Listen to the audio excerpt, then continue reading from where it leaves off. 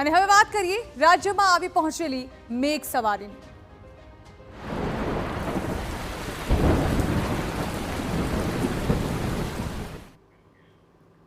રાજ્યના 58 તાલુકાઓમાં નોંધપાત્ર વરસાદ વરસ્યો છે, જેમાં સૌથી વધુ નવસારીમાં આશરે 4.5 ઇંચ વરસાદ ખાબક્યો।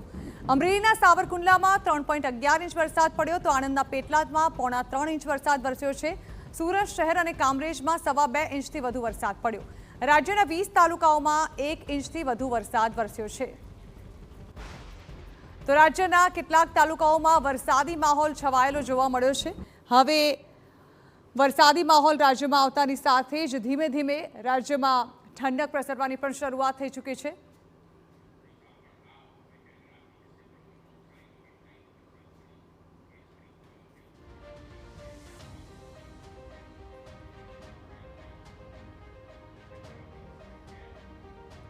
તો રાજ્યના કુલ 58 તાલુકાઓમાં વરસાદ વરસ્યો છે, ત્યારે ક્યાં કેટલો વરસાદ આજે વરસ્યો તેની વાત કરવામાં આવે તો સૌથી પહેલા વાત કરીશું દક્ષિણ ગુજરાતની, જેમાં નવસારીની વાત કરવામાં આવે તો નવસારીમાં 3.7 ઇંચ વરસાદ ખાબક્યો છે।